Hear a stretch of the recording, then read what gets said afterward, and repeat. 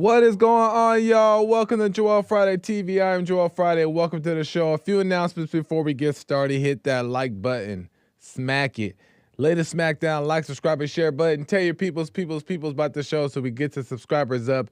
And a message out. Do it now. Help a brother out. As you guys know, we are live Monday through Thursday at 11 a.m. Pacific time on YouTube, Instagram, Facebook, and Punchy.tv. And at any point during the show, you can call in at 888-775-3773, 888-775-3773, and we can talk about everything or anything that's on your mind. We can get into it. And if for whatever reason you can't call in, but you still have a question or comment, or you just want to support the show, you can go to buymeacoffee.com/JoelFridayTV and buy me a donut. Donation in the form of a donut, or go directly to the YouTube live chat, hit the super chat button there, send your question or comments in, and I'll read them live on air.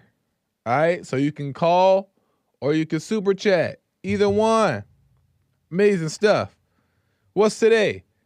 Today is Monday. What does that mean? Grace and Mercy Monday.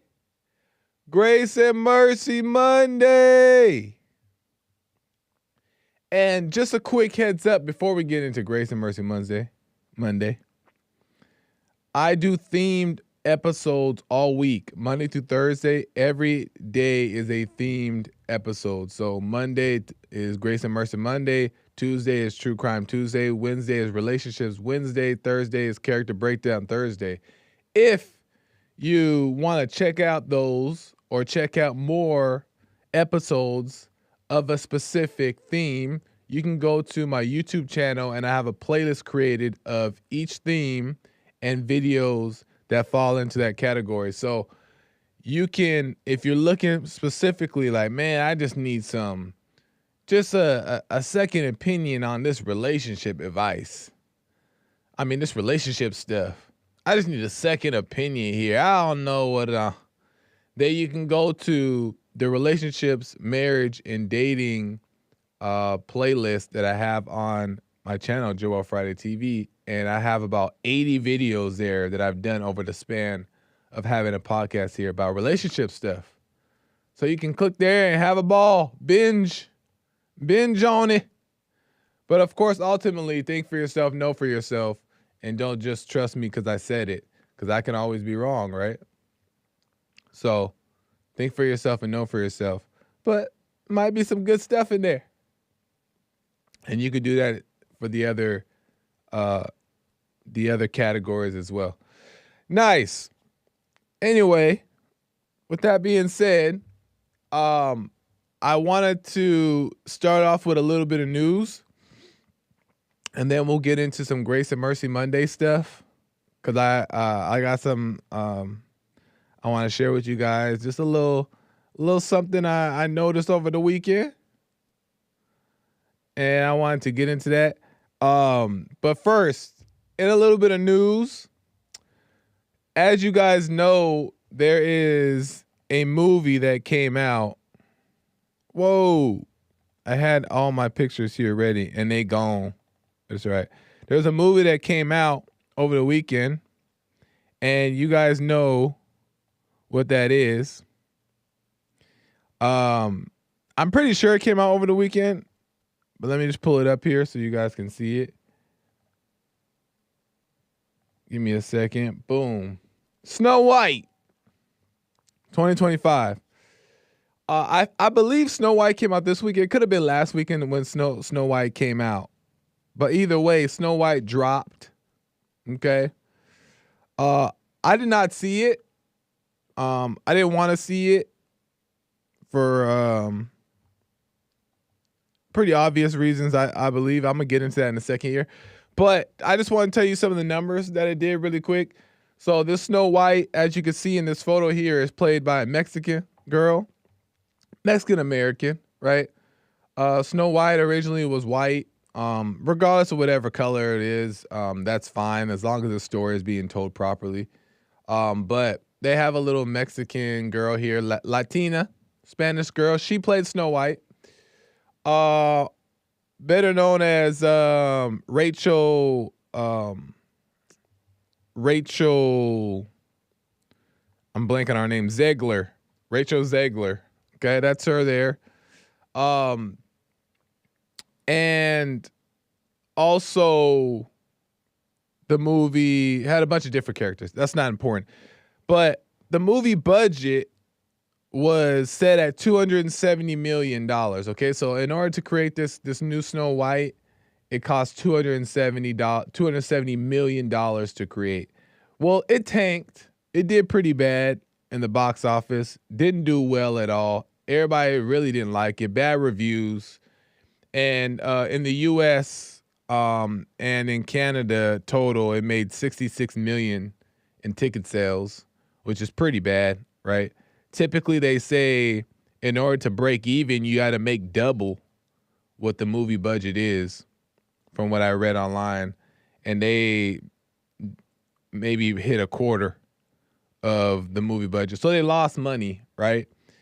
Worldwide, they grossed 140 million, still lost money. So it did pretty bad. It tanked. It's because it had a lot of woke stuff in it. You know what I mean? You know that woke stuff. And Snow White, the story of Snow White, which the cartoon was created in 1937. It talks about how, the story. The girl was captured by the love of her life, and she was innocent. She was an innocent girl, well-meaning. God was with her. And it was like a nice, lighthearted, family-friendly childlike type story. And the man came in there and saved the day. You know the whole thing. But in this one, they changed the narrative. They changed the whole thing up. They made it so that Snow White doesn't get captured by the love of her life.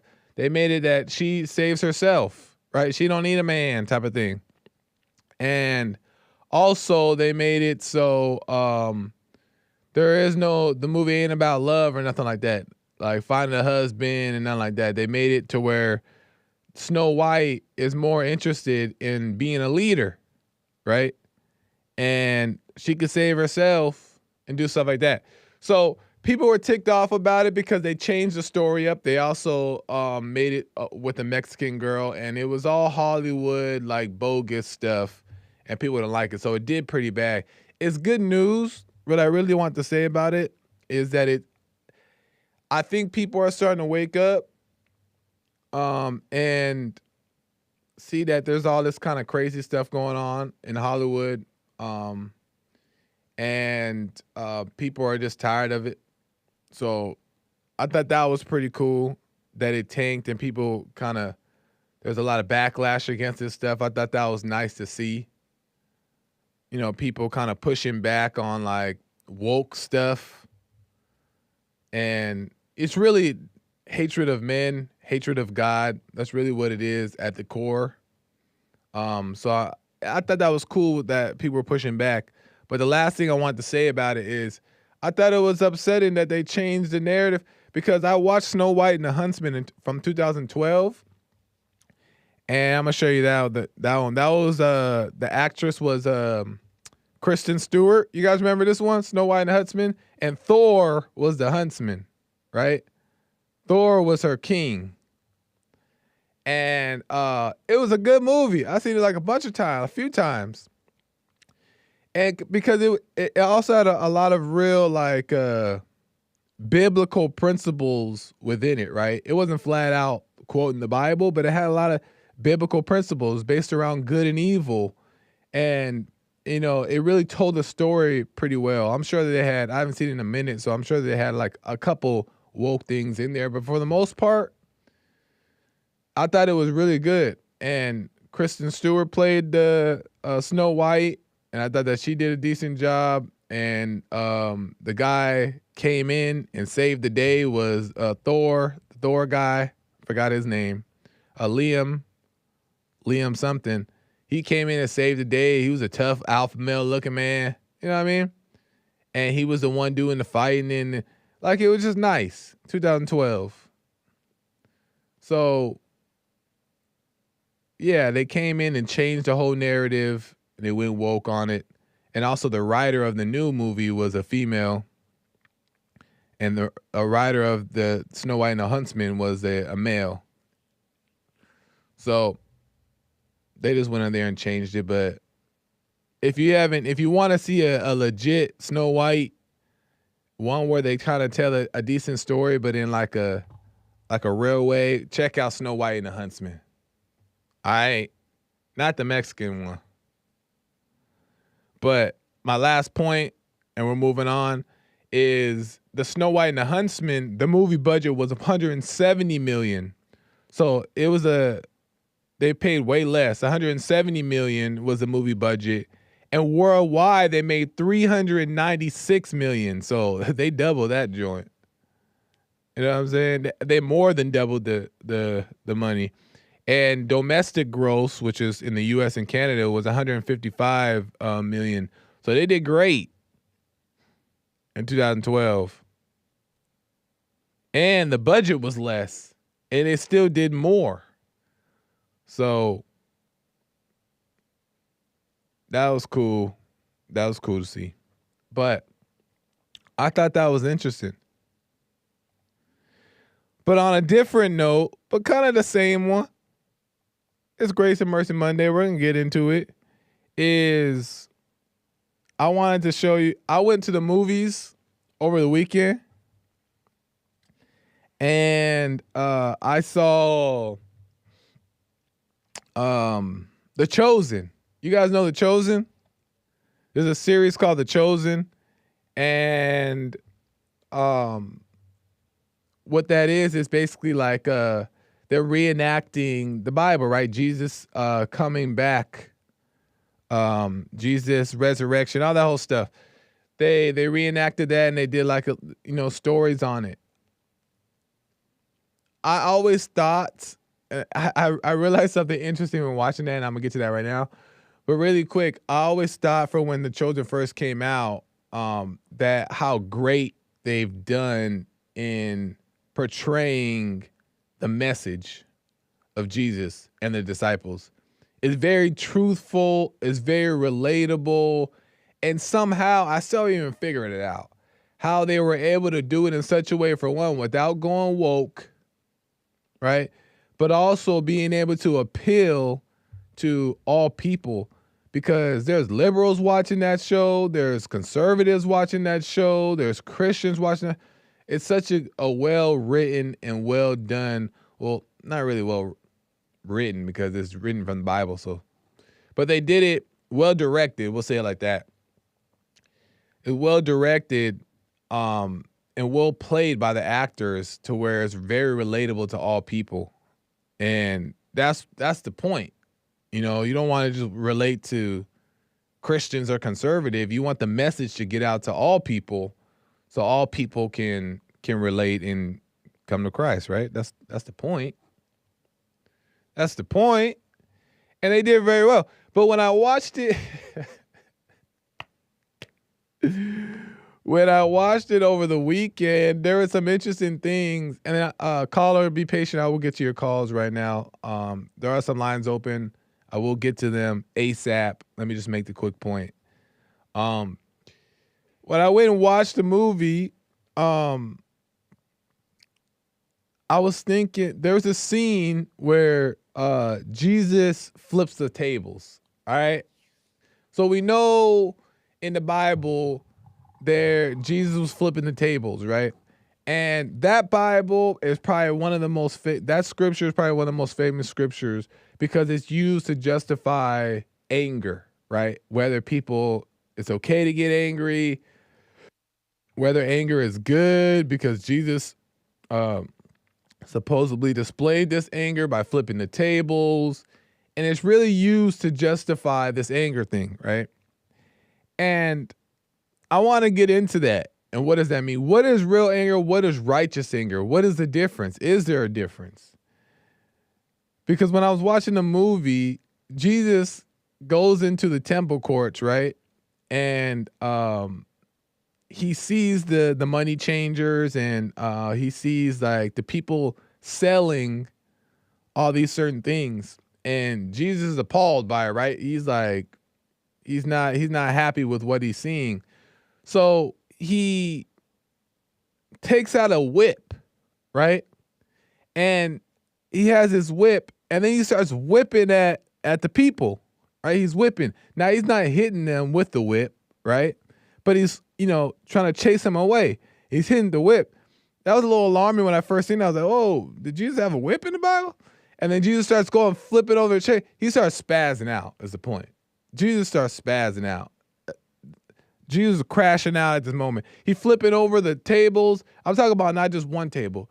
5, 6 tables, flipping them all over. He's cracking the whip. There's ladies and children screaming. These ladies and children screaming, running away from Jesus. Jesus whipping everybody, saying, this is preposterous. This is horrible. This is the house of God. You guys are ruined. Like crashing out.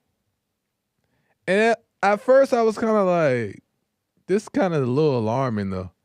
This. I don't know if this is scripture. Because the way they depicted it was like he kind of looked like he was angry, right? He kind of looked like he was just like having enough. And even one of the disciples in the show was talking about how like Jesus has gone mad, right? And it kind of rubbed me the wrong way a little bit, but I want to dig into the scripture a little bit to try to see if this was in there. Okay. So I looked in, I went to Matthew 21, 12 through 13. And this is what it says about Jesus, because it doesn't really give you that many details of what Jesus did, how he went about it. At least not in the scripture. It says, verse 12, Jesus entered the temple courts and drove out all who were buying and selling there. Hold on, let me give you guys a image to go with here. It says, Jesus entered the temple courts and drove out all who were buying and selling there. He overturned the tables of the money changers and the benches of those selling doves. It is written, he said to them, my house will be called a house of prayer, but you are making it a den of robbers. Okay? So right there in the picture, you're seeing Jesus with his whip, right? That's his whip in his hand. And he kind of goes around and is like calling out people like, boy, y'all are messing up this little house of prayer. You're robbers, you're thieves, you're vipers. Like he's going crazy, right? But it was a little aggressive seemingly. But as I read the scripture, it doesn't give details saying exactly how many tables he flipped or if he had a whip. But it also doesn't describe that he didn't do that either.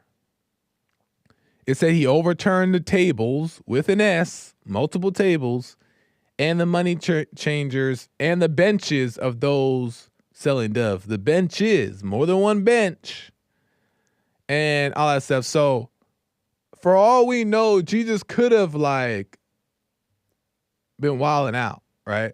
And I'm not saying with anger. I'm just saying he could have like been like, flipping tables, yelling out and doing all these things. That could have very much happened. So then I was thinking like, oh, okay, interesting.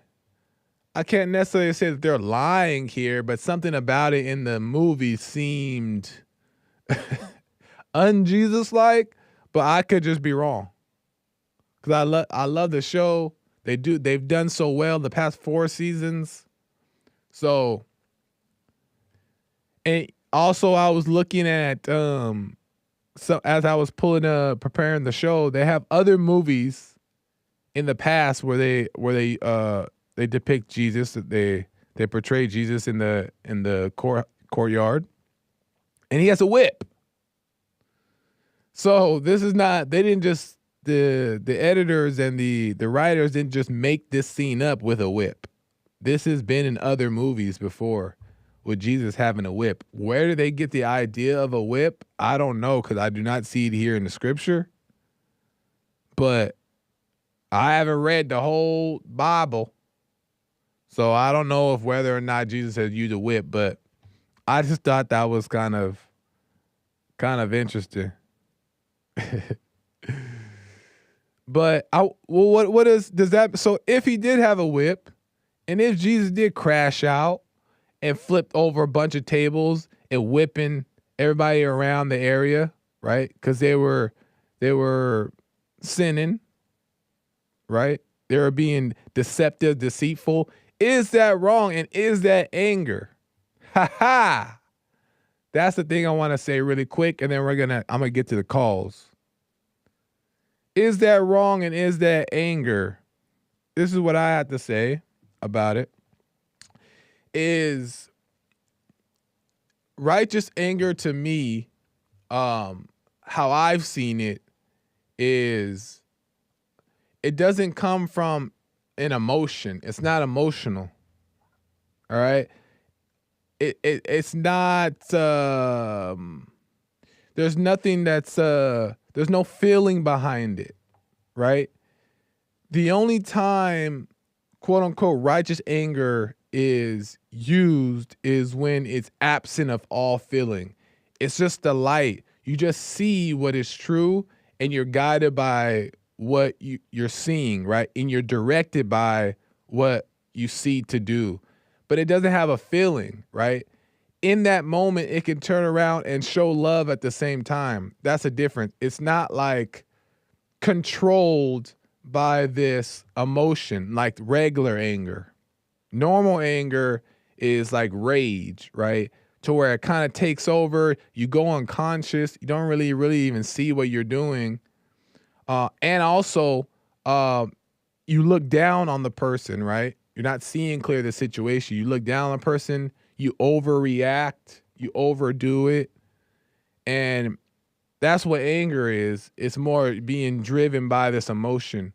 But righteous anger, which Jesus, I'm sure in the temple court displayed, was non-emotional. And you could still be aggressive. You could still be aggressive. Excuse me. Sorry, you can still be aggressive without feeling the anger. You know what I mean? You can still be loud without it being anger, right? And I think that is what's being misunderstood about what it is. And obviously, if you don't recognize the difference, you'll easily just write it off as anger, right? Oh, that's angry. He's loud. He's yelling, or he's being aggressive, or he's intimidating. And you write it off. Oh, that's he was angry.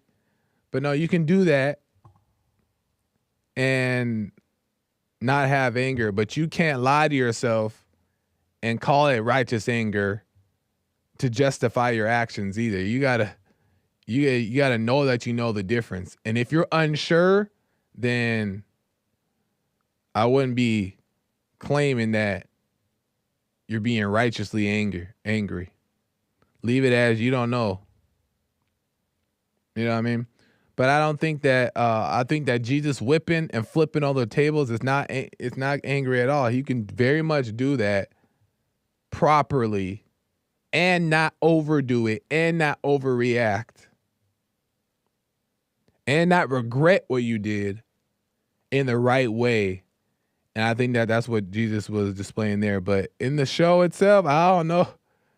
When I see the women and children running, I was like, I hope y'all telling the truth here. Because it was a little bit off-putting to watch it. I was like,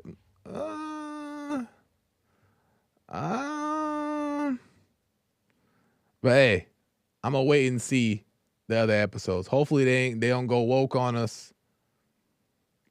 Hopefully they keep it true like they've done so far, and they could just tell an honest story the best way they know how. They've done so good so far. So we'll see what happens. But make sure you guys go check that out and let me know what you think. The Chosen in theaters now. I think it's the 5th season. I know for sure. It's the 5th season. Anyway, let me go to the calls. Some people want to talk about righteous anger. So let's get into it. Let me go to Tim out of Dallas, Texas. Tim, welcome to the show. You're on the air. Hey, how's it going, Joel? What's up? All is well, Tim. How are you? Doing well, man. Thank you. I'm loving the show today. It's amazing. Right on. Appreciate it. Hey, man. So, you were talking about Snow White. Yeah.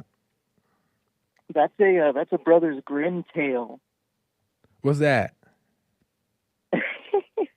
Brothers Grimm, they're the ones that created those fairy tales and stuff. And Snow White actually is a little bit darker than what you saw on Disney, because the evil witch was made to stand on hot irons on her feet and dance until the end of Snow White's wedding in the original tale in 1812.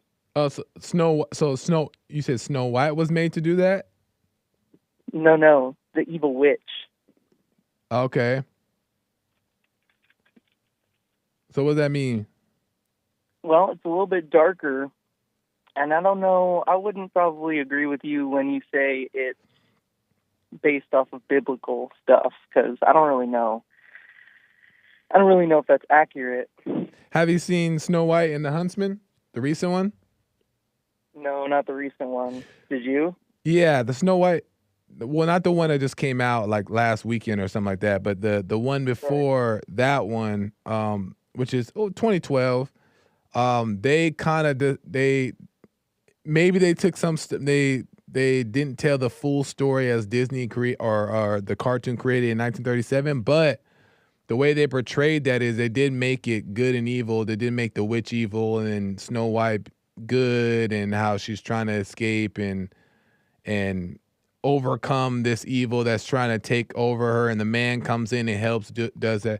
They just did it in such a way that it just was nice and proper. So I would suggest watching that, but you're saying that the original cartoon wasn't like that. Well, it's an original fairy tale, so I'm sure it was like a book or something, but Right. It's called Brothers Grimm. I think it was two guys who, I think they made Snow White, like some of the ones that Disney did, and they're always really dark. There's also this other movie that makes it like dark like that. It's really cool. I forget. Humpty Dumpty. That's part of it. What the Humpty Dumpty evil? Yeah, Humpty Dumpty is beta. I wouldn't be surprised though if these things don't get, aren't twisted over time, or they have some type of darker meaning in its original form. I wouldn't be surprised. I don't remember any of the cartoons. All I remember is the Snow White that I seen that I thought was pretty good. I was like, oh, this is a nice little story about man being a man, woman being a woman type of thing. But the new one just came out all woke. So I thought that was very interesting. That's what I was gonna say. I mean, I have no business watching that movie. What am I gonna do? Right. It's a kids movie, it's and also the original Snow White got a lot of pushback too. The Disney movie, they called it Disney's folly. Disney. But, okay. Yeah. They were speculating that it was going to be its biggest flop, but it actually ended up making it very successful. So, people dog on this stuff. Rachel Ziegler. Yeah, Ziegler. Yeah, Rachel. I don't know. I don't really have a problem with her. I mean, I think she was being irrational. Right. As one tends to do at some point. Yeah. But, yeah. Oh, go ahead. Finish your point. No, go ahead. I would say, yeah, she's young too. She's 23. A lot of these kids grow up in Hollywood, and they grow up around, a bunch of liberals and in Hollywood itself, and they just brainwash them, and they believe all these weird things, crazy things, and you can't blame this young girl. She's barely 23. When you're 23 in the society we live in today, oftentimes you're still making sense of life. You're still growing up. You're still almost a child oftentimes. So absolutely, she's just a young girl that just caught up to me, I think. And people shouldn't take her, because she made some comments. I may play some of that a little bit later, but she made some comments about the movie, and it was very like,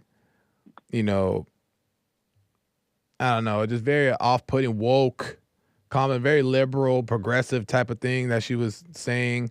But, she's 23 and she's young and she's been in Hollywood, probably most of her career. So you can't really expect her to not respond that way, You know what's crazy, though, is that, from their perspective, they look at someone like you or me and they say, well, their perspective is so weird, Right. Well, they're young. Yeah, Right. but they'll learn. They'll come around or whatever, So it's a mess. Yeah, it's a mess. It's a mess. We're never going to be able to get along, man. But that's why I think it's funny about your point with Jesus going into the tabernacle or whatever and starting to flip over the tables, because I always hear people say that. Like, I went to an Orthodox church recently, and they had a whole bunch of kids actually going up there and doing like speeches and stuff. And one of the topics for them to talk about was righteous anger. And the kids were saying like, oh yeah, like Jesus went into the temple and flipped the tables. And I was just thinking to myself, I don't agree with that, because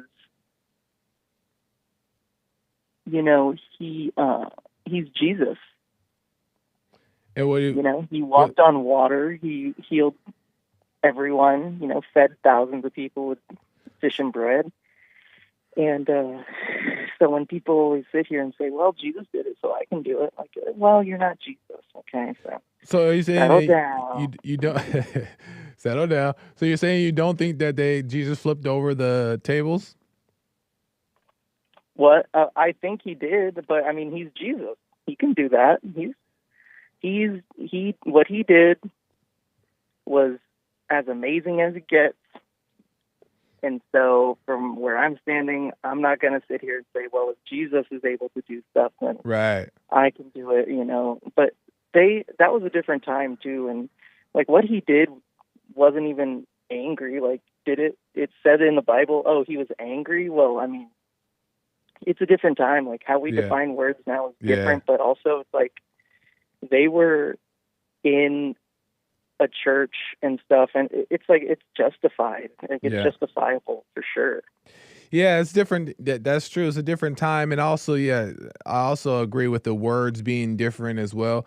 But I mean, if as you start to wake up and as you start to see more and more, you start to recognize certain things within yourself. The times you got angry, or the times that you spoke up and you weren't angry, you just start to see that. Oh, okay, I can see how speaking up or taking action doesn't have to come from a place of anger, or there's something else that can drive you that is not as destructive, but yet still gets the job done.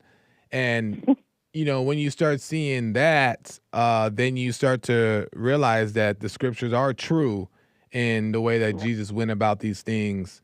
But, when you don't know that, you start to just justify your own anger and think that you should go flip tables now, and you should go street preach and tell everybody about God and all that stuff. And it just gets taken out of context. You like street preaching? I'm not a big fan of that at all. I'm not either. Yeah, I never thought it was normal. I never thought it was like proper. Every time I come across a street preacher, it feels unnatural. It feels forced. It feels like you're imposing. But I'm also not here to say that none of it is good or none of it is productive. But I just haven't found any. I don't know. It doesn't seem right to me. Well, Joel, do you think that we're on the way out? What do you mean? Are we now becoming, what do you call it? Unfeasible? Are we becoming not needed anymore? Necessary, us as humans. People in general or Christians? Well, people in general. But, I mean, especially Christians, we should be held to a higher standard. You mean, are you saying like, is this like the end times? Do I think it's the end times? Well, I'm saying look around you. I mean, AI does everything for us. Robots are about to hit the scene. Self-driving cars.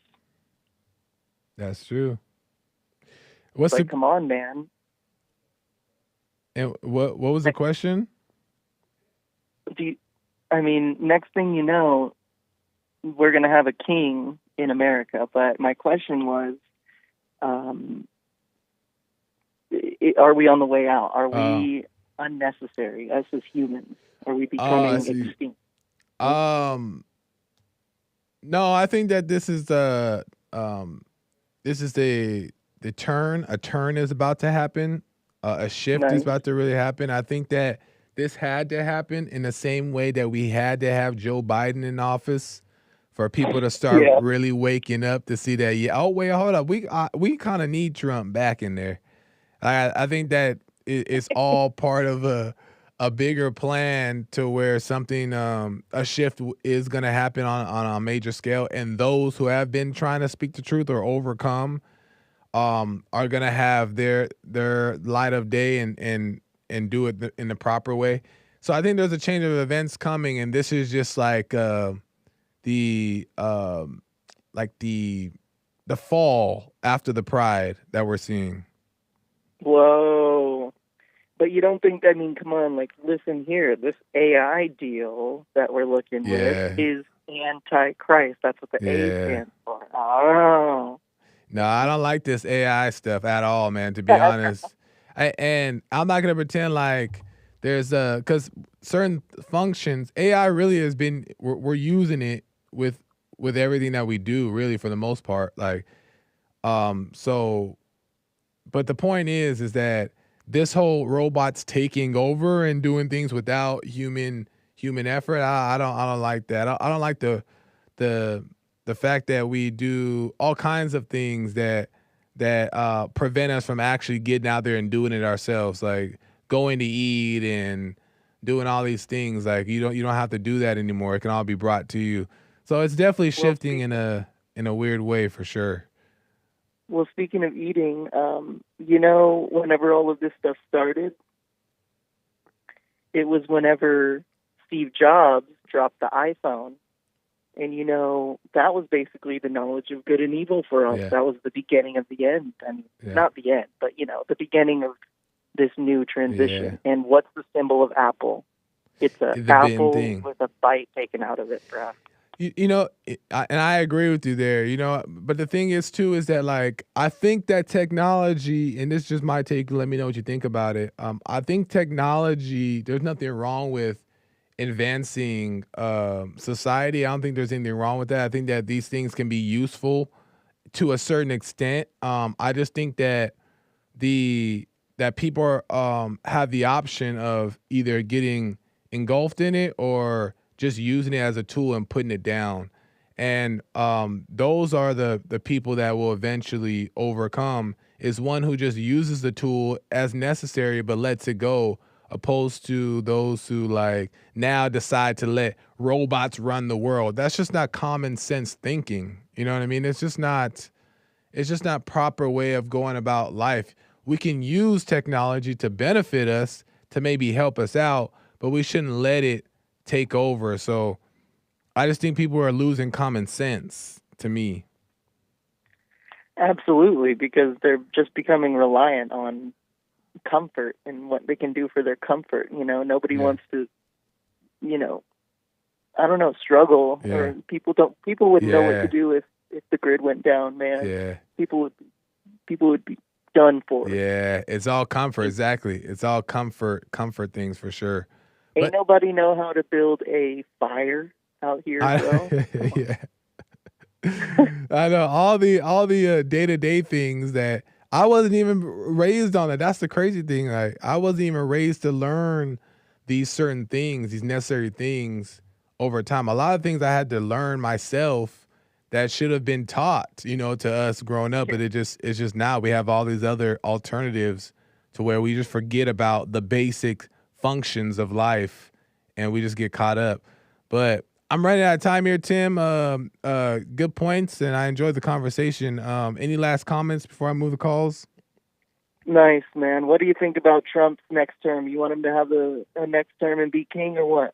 I don't know about King, but I would like to give him another turn. I don't know if they'll let that happen. There's looking like there's some loopholes that may allow it. Who knows if it'll actually happen? But that would be cool for Trump to have an extra 4 years. I think they deserve it. They did him dirty the last time, so they should give him a little extra 4 to make up for what they did, I think. I think so too. I'm with you, bro. All right, man. Take care. Rock Appreciate and it, roll. Tim. All right, man. Interesting stuff. Let me move the calls. Frederick out of Los Angeles. Law, Frederick want to get on Jesus. Frederick, welcome to the show. Joel. What's going on, Fred? Yeah, Jesus was angry, man. Jesus was angry? Yeah, he had a right to be. If so-called Oh. Jesus existed, I'm going to play along with this book, right? Okay, But fair enough. if you focus on Jesus and why he was mad, it was because they had a slaughterhouse. The church was controlling the cattle and the meat, and he said, no, this ain't supposed to be how it's supposed to be. Yeah. Y'all over here making stuff kosher. How do you humanely kill an animal? There's no way. Jesus is like, that's not humane. He's like, yeah, it's humane. And they like, no, that's not what we doing here. Y'all over here barbecuing, bringing people to the church with their stomach because y'all control the meat. He's like, this ain't right.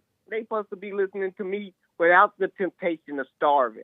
The meat was for the rich people if you look back in them days. But it's a mess. They started to wholesale to retail, and a money changing was going on because the barbecue smelled good. And people wanted some meat, so they're like, I'll buy it.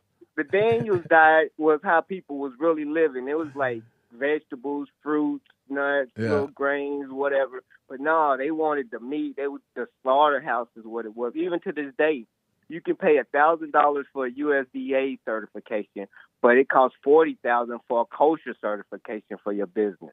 So in a couple of years, they making $25 billion a year for their church off of kosher certification. This is a scam. He will flip the tables again. He'll say, what are y'all doing? I definitely think he would be flipping some tables now in today's society. His hands would be burning up from flipping so many tables. But let me ask you, do you think that you say that he had a right to be angry, but do you think that his anger was the same anger 99% of people display today? That emotional, feeling-based anger? No, he's seen where it was going to lead, and even today, that anger was so intensified because in this food is poison. We killing our bodies, and he's seen they didn't know, but God through Jesus knew the damage that the food and red meat was going to do and how they wasn't doing it.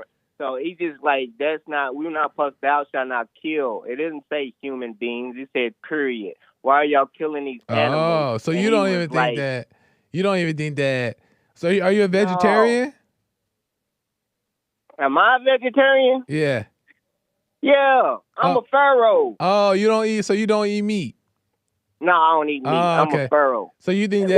Watch this. Ever since I watched this show called Christspiracy, it's a documentary, and they interview priests, and they go around to Buddhas and saying, do you kill your animals humanely? And they'll show you the slaughterhouses of all the kosher spots, and there's flies and there's protesters.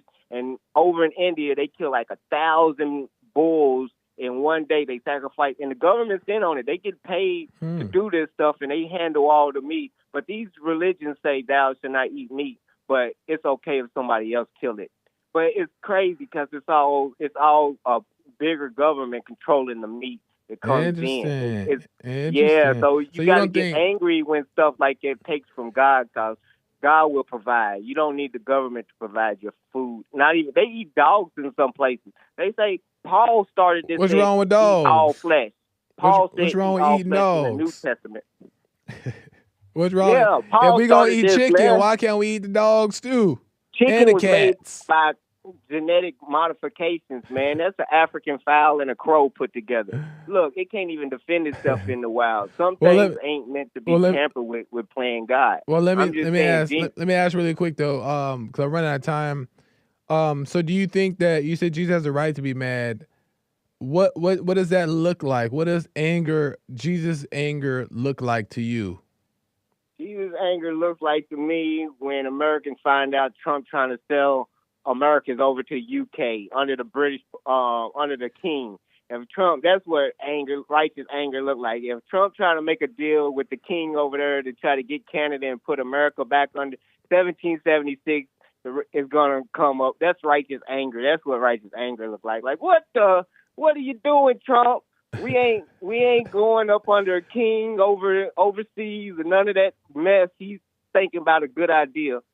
That's righteous anger. That's what it looks like. Okay, so sound mind type of thing, or more like overreacting. Sound, mind, body, and soul. Okay, fair enough. Well, fair enough, Frederick. I don't know about the only eating meat thing or not eating meat thing, but Daniel's diet. It could Look be, it up. The Daniel's diet. Fair enough. Hey, do you? All right. Do your thing, man. Thank you, Frederick. Yep. I appreciate it, man. All right, Joel. All right. Let me check super chats here.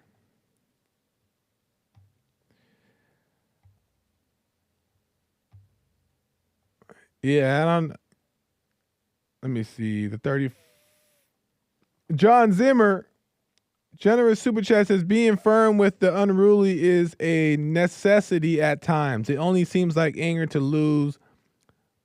those living in fear. Yes, John Zimmer, 100%. It is necessary sometimes to use your authority over whatever. How I see Jesus was doing in that moment was just using his authority. And it wasn't his attempt to try to scare anybody, but he knew that he had to put his foot down, and he had the power to do it, and he knew he had the power to do it from within. So he did it.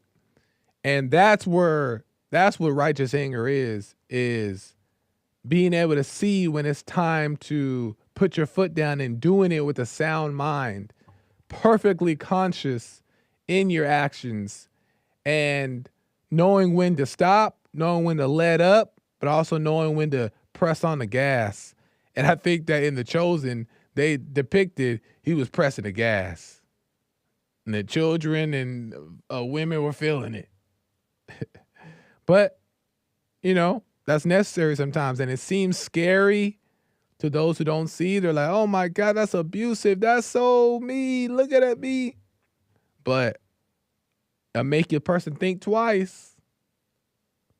I bet you they won't be selling no doves in the courtyard again. That was the last time they did it.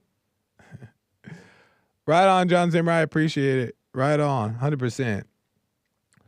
Aaron G says, is righteous anger similar to shaking in your boots, in that the emotion is there as a result of the action you've taken, not the other way around? The emotion is there as a result of the action you've taken, not the way. No. So you shouldn't even feel anger or any type of emotion before or after the action you take. As a matter of fact, if you're taking an action due to that, it's improper. Is that it's just I don't know how to describe it. From what I've seen in my own life, you just know. You just see what to do and you just do it. And after it's done, you don't feel anything about it. You feel nothing about it, right? And as a matter of fact, right after that, you're able to, if you wanted to, I guarantee you, after Jesus flipped all the tables and did all that stuff, that next 20, 30 minutes, I bet she was back with the disciples joking and laughing, right? He just went back to normal because he wasn't led by this emotion that gets you riled up and now you got to calm down. It's not like that. You know what I mean? It's just, I don't know. You get the point. So I hope that answers it, Aaron G. I appreciate that. Let me check the buy me a coffee. Buy me a donut. 'Cause I don't drink coffee, so you got to buy me a donut, not a coffee. Lakeisha Malber with a donut says, Jesus turned over the tables because the high priests were making money from promoting sin instead of holiness. Instead of praying and teaching God's law, they were profiting off the sins of man by selling sacrificial animals in the house of God. Yes, sin was abounding because profit was at the heart of the matter. Yes, I agree, Lakeisha. You're right on about that. Is that they were selling the animals, right? The sacrificial animals to make money to profit off of it, right? Their hearts were dark. Their hearts were wicked. And this was supposed to be a holy temple. This is where people were supposed to go to pray and overcome and seek God. But instead it was like it was all about greed. So Jesus did what he saw to do and flipped over thing. And he made a statement, and that's what he was meant to do. And it was righteous. I agree with that. So did he have a whip? I don't know, y'all, if he had a whip. But hey, listen, who am I to say? But y'all need to go check out The Chosen. I still recommend, and I still stand with The Chosen. I think they're doing a great job, but you guys need to go watch that in the theater. And it's kind of like more interesting in the theater too. So go check that out when you get a chance. The Chosen. Thank you, Lakeisha. I appreciate that. Right on 100% on the money. All right, y'all. I gotta go. I'm out of time here. American Anchor Baby is coming in for his show right after mine here in a few minutes. Make sure you go to rumble.com/American Anchor Baby. Also, today is Monday, so that means Punchy TV, brand new episode premiering at 2 p.m. Pacific time, featuring myself and two other co-hosts. And we got into some stuff. Shia LaBeouf. It got rough. All right, that's enough. I'll be saying I could rap. Anyway, Mary Baby coming in right now. Until next time, y'all, I'll see you tomorrow. We'll get into some more stuff. Thank you guys for tuning in. Thank you guys for watching Joel Friday TV across the board.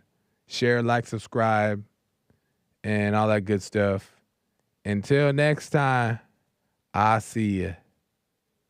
Bye.